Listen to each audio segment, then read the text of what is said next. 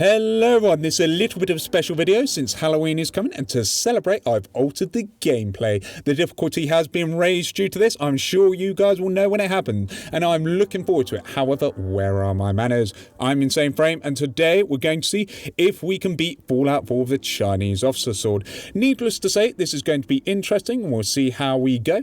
Anyway, there'll be extra hurdles due to this challenge, but I'm really sure we can come up with something to overcome them. But what I will say is the main story is our main goal, but the challenges we'll face are there, so we'll leave it at that. But onto our weapon of choice, a Chinese officer sword. It's a pretty good weapon. It's got medium swing speed, good damage, and generally a very nice weapon, and it's pretty to look at. Maybe not the best in the game, but certainly an excellent early to mid-game weapon for sure. And the best part is we can get access to one very early on, providing we have the caps, since Trudy sells General Chaos's Revenge in the Drumlin Diner of all places.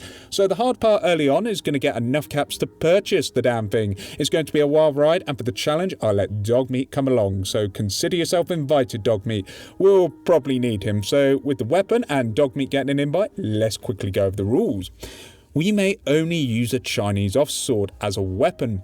Dogmeat is invited and will be allowed as our companion. No glitches or exploits, and we're going to be playing on very hard difficulty. So with everything set up, let's quickly get into the game. We get Vault-Tec speaking to us and we register our character in the Fallout verse. We are Ash Joanna. Comment if you get the reference, people. I will be very interested. And we go for all-out damage with a melee weapon, as well as some damage reduction. So we go for 10 strength, 1 perception, 4 endurance, 4 charisma, 1 intelligence, and 7 luck. This build will let us do a lot of melee damage and store critical hits right off the bat. And we can use Idiot Savant to good effect early on. Experience won't be a problem this run, and we will need the intelligence to upgrade ourselves. We go to the vault, see everything get destroyed. It's very pretty at the very least. However, after we wake up, we lock the Rad Rages out, get the Pip-Boy, escape the vault, and we're on the clock to get a weapon. But we do get the Gronak magazine in our house, so we do 5% with melee and unarmed weapons, so we're off to a great start.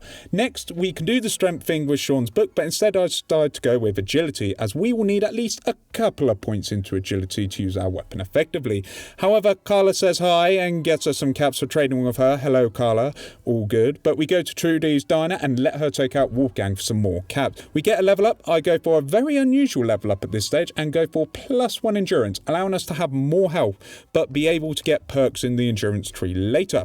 We see one of the new enemies that I spoke about in the intro. These guys, they are basically nerfed Deathclaws, but are very quick, and we use Trudy once again to beat them back. They freely roam the world and they are terrifying. I go around the starting area at night time. There's 2 of them. We just leave them alone and get another skill mag. This makes us take 5% less melee damage, so we're okay for melee, but we still need a weapon. Another horrifying sight is that feral ghouls spawn near us in the night. It makes things very tense. And then as if things couldn't get any worse, another thing shows up, and it's Preston, giving us a quest. Just why Preston? More enemies are attacking us. Another new enemy is here and attacking Dogmeat. I don't even want to know what's going on over there. It sounds intimidating, and yeah. More feral ghouls spawn near us. Our prompt says they are hunting. This is pretty bad, and we haven't even got to the worst part yet, but we'll see. We do manage to get to safety, and since we need caps, we do level up and we go for Fortune Finder rank 1, so we can find any spare caps in containers. I thought everything was lost, ladies and gentlemen, but we go to Mystic Pines and get Tales of a Junktown Jerky Vendor. It hasn't been around on this channel for a while, but it's back and it's here to save us, so we can get better prices in the shop, but we still need to get more resources, and the threats are certainly not dying down. After we pick a lock, we level up due to the experience, and we get an amazing perk. Aqua Boy is going to save us here. Ghouls can't swim, and we don't take radiation damage in the water, and we can now breathe underwater, so we can escape hordes much easier. After we search a lot of areas for caps, we get to Diamond City and we see a mysterious shack to a place called Nightmare Row. Let's not do this without a weapon, let's just not go there. But we do have enough caps now, thanks to Fortune Finder being an amazing perk at this stage of the game, so we can now afford by selling all of our junk to get General Chaos's Revenge. We can now attack, so we have a way to beat enemies and gain experience. Speaking of which, we have our first horde that we can beat. It's messy, it's gritty, and a lot of chems were consumed. We do manage to chop the glowing one's arms off so we can take him out. If we don't, the whole horde will respawn. Our chems boost our strength and just destroy these guys. We take a huge hit to our health, but these guys still give experience. And after a few tries, we crack it and beat them down. So all is good in the name of tea. Until the next horde. And by the way, these guys scale to our levels, so they will only get stronger. I think I'll have some psycho on hand at all time. And also, we need to get some healing items. We decide to go on over to Sunshine Tidings. A cheeky little tip here is to grab the skill magazine. So now animals give double the meat for us to cook up. We decide to go ahead and go to the USAF satellite relay and plunder some resources from the raiders there. A lot of caps are there, and Ak had to just get her just desserts. I'm sorry, but flinging bullets against an adorable doggo should be a crime. I'm here to collect Ak, so goodbye. We get a lot of loot and decide to set up another settlement. We also get a locket. Then another feral ghoul horde shows up, and it takes some creative thinking as I go up some stairs, and after some less than ideal circumstances, this corner makes it so we can deal with the ghouls in smaller numbers, and piece by piece, slice by slice, we win by stun locking the glowing one. These guys hurt oh so much and are effectively the commanders of the horde, so we take them out, thin the horde, and thanks to Fortune Finder we get some caps for our troubles on their corpses. We get another ghoul attack, but this time at Sunshine Tidings, and we have a couple of turrets helping us out, so we can easily run around, slice more ghouls up. These guys are a nuisance, but we do level up, and we get swing for the fences, so we do 20% more damage with melee weapons, so we can put the hurt against them. We go to Hangman Alley, and we get some food and defences, and we have some people show up, so we're good here. We get the Red Rocket truck stop online, as well as our main base of operations, so we got some places we can go as safe zones. After building many places, we get a level up, and we decide to go for armourer, as this will allow us to upgrade our leather armour. So we immediately do so we get studded leather armour, and we go to the Triggermen and do our usual thing. They don't pose too much a threat, however, the Gravish ghouls have to try and swarm us. This is just par for the course, and we have no choice but to handle them. This is, I guess, the Halloween apocalypse for us. I jump on the train, start slicing, it works out great, allowing us to do what is necessary. As we go in, we do the usual killing of the Triggermen. It's not too bad, a little experience here and there, and we destroy them and steamroll through. Once we're sorted, we meet Dino and cut it short, and finally meet Nick Valentine. He's a private eye, and we're going to use him to find our son Sean for the main story. So we flatter more Triggermen, and we even get another skill mag for +5 action points. It's not much, but hey, every little helps. Beggars can't be choosers. We also level up from more combat, and we get swing for the fences rank 2. We get 40% more damage with melee weapons and have a chance to disarm our opponents, so we're really doing well. We get to Skinny and we just clean house and destroy them, as we are just a killing machine. And once Darla is taken out the picture, we get Skinny in a 3v1, a doggo, a private eye, and us. Skinny is done for, so we can leave. As we go outside, Nick asks how we found him, and we met again, but he's a video game character, he doesn't understand that. We go to his office, answer some questions, steal a house key, and get into Kellogg Cornflake's house. We find a secret switch to a secret room and come to a conclusion. Dog meat can track Kellogg.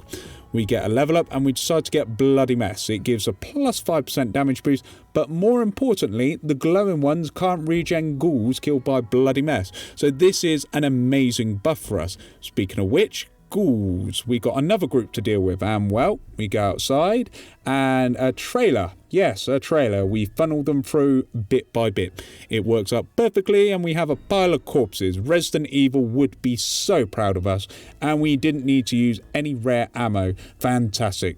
As dawn breaks, we are safe from more feral hunters, and we bust into Fort Hagen, as Kellogg Cornflakes won't be nearly as bad as feral hunters. We level up. I go for Idiot Savant, allowing any action we do to grant us 3 times the XP. So since our intelligence is at 1, it will have a greater chance to proc. So let's hope it goes as planned. We get into Fort Hagen, we go ahead and defeat the Institute forces along with all of their defences. However, since I took so long, more feral ghouls spawn because it's now night time, so we have to take them down along with the Institute enemies. It's a very long drawn out fight, and we make sure to destroy them and slice them up, And when we do, we level up again. We decide to go with Lone Wanderer, which reduces damage by 15% and increases carry weight by 50, so good perk. And Dogmeat is the only companion who doesn't count as a follower, so it's still active. Really, really good. We break through Fort Hagen and Kellogg is, well, done for. He can't even finish his sentence. It's the simplest Kellogg fight ever, and his bodyguards are also destroyed in record time. However, this is the easy part of the run. Next up, the Brotherhood of Steel show up to say hello, and might I say, you guys, you have an amazing 11 out of 10 airship. But next, it's time to claim a few settlements. After claiming more settlements and making sure there is some proper security in each settlement due to the nightly feral ghoul raids, the turrets are out of reach from the Ghouly Ghouls as well, and we level up. I decided to go with Idiot Savant rank 2 so we can get 5 times the XP from any action, so we're going to level up very rapidly with this, hopefully. After liberating another settlement, we managed to get another magazine. This one is very good for us as we do plus 5% damage at night, and most of the ghouly friends only spawn at night, so match made in heaven, ladies and gentlemen. Our adventure leads to the water purification plant, and since we have Aqua Boy, this will be a breeze. Whilst we're there, we fight Mirelurks, and I level up again, so we decide to go with Armourer rank 2, letting us upgrade our armour at workbenches. This is going to be needed, I'm sure. We settle the water in the water plant by pulling switches and circuit breakers, and we exit out. We head towards Grey Garden, a little settlement run by handy dandy robots. Here's another settlement on our plan, and it's a very good one at that. It's easy to see why. Extermination Squad assemble.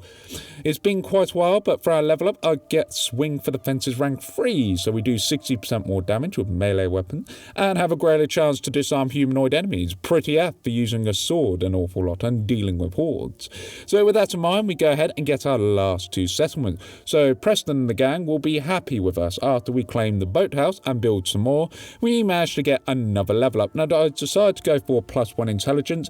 Strap in, guys, we are going for a lot of intelligence on level ups, as we'll need the science, which is 5 stat points away. To offset this somewhat, we go to the Boston Library, pick up the intelligence bobblehead, so we are good for intelligence. And when we're done, we trade with Ataro for some combat armor and go to Sanctuary to trade with Carla the necessary resources. Then we buy a shipment of steel. We upgrade all of our combat armor to add more protection. We are in a fantastic position, folks. This is really, really good. We go through the Museum of Freedom. Preston, all this time, whilst we've been liberating everything, has been facing 7 raiders. Honestly, Preston, come on now. We took out everyone outside. You're struggling against 7 raiders. We hear Preston out. Little does he know, we already have his job done for him, and he wants us to break him out of his situation we already have under control. We go outside, we mop up more raiders, and we go into the shop and swipe at a Deathclaw like a little killy cat.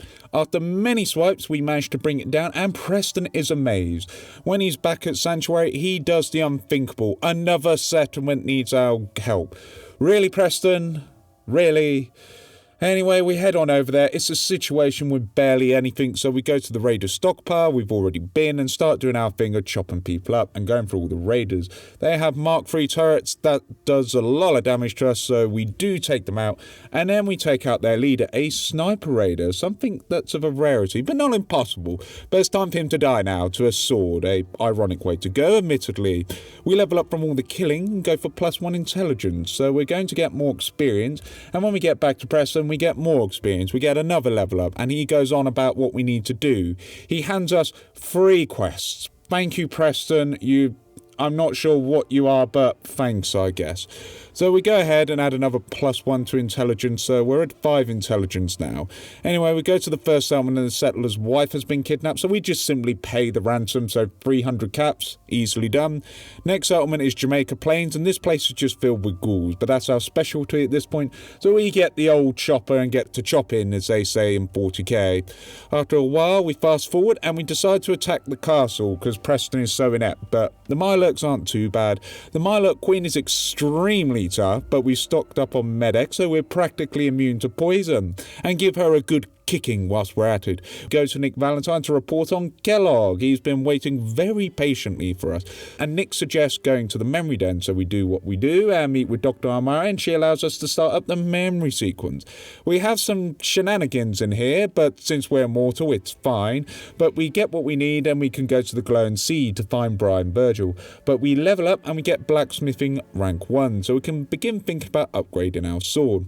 We say goodbye to Nick and go to the glowing sea to find Virgil. It's nice being here at a higher level than usual, so everything is going according to plan. We go to Green Tech Genetic. It plays out as you'd expect. We charge on through, and the gunners really are no match for us since we are killing it and just eliminating all in our way. We spring to the Corsair, and I don't know what all the fuss is about and why they're so deadly. We just unlock them, and Dogmeat has a new chew toy. We get the Corsair chip and give this guy the Emperor Palpatine treatment. Oh yes, look at him go. We leave and we level up, so we go for blacksmithing rank 2. Just need one more rank, but we need to be level 29. Anyway, once the news of the Corsair, we go to the railroad, and they live in the basement of the Old North Church. It's meant to be super secret, but, well, they have the Freedom Trail, and our surprise, we know where their secret base is. So we explain we have a Corsair chip, and Desdemona is just not happy. She hasn't had her tea, coffee, whatever she drinks. She simply doesn't know what to do. But Deacon comes to the rescue, and we're allowed in, so when all is said and done, we have Tinker Tom and Desdemona decode our chip, and we're on our way back to Sanctuary. We talk to Sturgis, he builds a teleporter, we use it accordingly. Upon going into the Institute, we make a stop off at the vendor and upgrade our arm with a couple of legendary bits of synth grade armor. We are now a pretty tanky boy, and we show them the error of their ways and disrupt their operations from within, and our ghouly friends are here too. This mod, I'm not going to lie, is pretty hardcore, but for once they are very helpful, as the Institute is now overrun with ghouls, in shambles, as a huge amount of their forces are gone, and we decide to leave and level up. I get rank 1 of attack dog, so Dogmeat is more useful when he's biting someone, always good. We get another level up, so we just upgrade Dogmeat again, since he's such a fluffy and good doggo, so he can now cripple limbs he's biting. A nice deadly fluffy doggo. Anyway, we speak to Ronnie Shaw, and she wants us to get some artillery up and running. A good idea, I must say. However, I decide to get some base defences in place and infrastructure, so when the ghoul shut, we are good. But we level up again, and I decide to get blacksmith rank 3, so I immediately upgrade all our armor to a very, very good standard. We kept running waiting long enough, so we go back to the castle to meet Sarge, and when we do, he is absolutely terrifying, but we manage to beat him no problem as we cower around the corner. It might not be the most honourable tactic, but it works, as Dogmeat and Ronnie do the fighting for us. We unlock artillery and it rains down on the old building in the distance, and we report to Preston, who is sleeping on the job. Preston, please, we're going into the climax of the video and we have 2 more objectives. And Preston, just please. Anyway, we level up and grab swing for defences rank 4, so we do a lot more damage and can now hit all enemies in front of us. A very powerful perk. We're level 27, and since blacksmith rank 3 is level 29, we decide to go ahead and grind. So after I grind a little bit, we decide to get blacksmith rank 3, so we can now fully upgrade our sword, which we do. And now we go to Diamond City, and here is where Nightmare Road is, so let's see what has in store for us. We go on in, and it's not a bad start as we swipe at some ghouls, and when we get into the Nightmare Factory, this is where the difficulty spikes. The ghouls are fine, since our melee hits everyone now in front of us, but there's a lot of Deathclaws here, and they are not playing around. They are quite fearsome and do a lot of damage, so one by one, we decide to take on the Deathclaws and use up all of our stim packs and have a max level sword. So, considering, it goes fairly well, but once the Deathclaws are dealt with, I managed to get a key, and a ghoul named Freddy decides to fight us. This is why I got the stun pack on the sword. He can't do anything against us since we can stun lock him. Ash defeats him, we get another key, and when that's done, we carry on into the Nightmare Factory. In the Nightmare Factory, the ghouls decide to have a showdown with us, and I've been an idiot not using Rad X against these guys, but we kick their butts thanks to Swing for the Fences rank 4, as we can just hit everything in a cone in front of us. This mod did seem cool, and it's quite difficult, but we beaten Freddy down twice. I search around for the keys, but can't find any. If anyone wants to try the mods in this video, they'll be in the description down below. However, we've cleared the area, and now we exit back to Diamond City, and we've caused a fuss, so it's back to helping the Minutemen. again. I'm sure them ghouls won't be back anymore. As we exit, we're back in Diamond City. We head back to the main story, meet up with Ronnie, and we begin defending the castle against the Institute. This is child's play, as we manage to beat back lots of Institute soldiers, and we are quite the monster against them. We seek out the Coursers and take them down, as our defences are really cutting the Institute down. It is quite beautiful as it glows red like a warm sunny day. The Institute can't stand up to us as our firepower is overwhelming like a solar beam from Pokemon.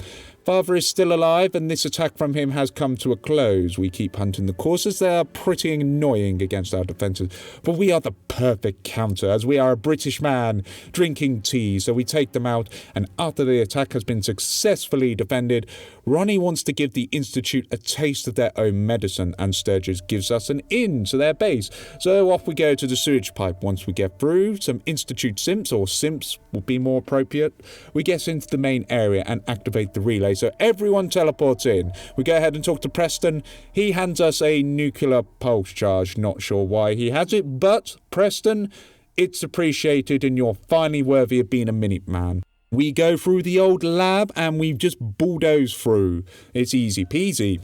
We decide to go to Bioscience and we flank the enemies so the Minutemen can progress through.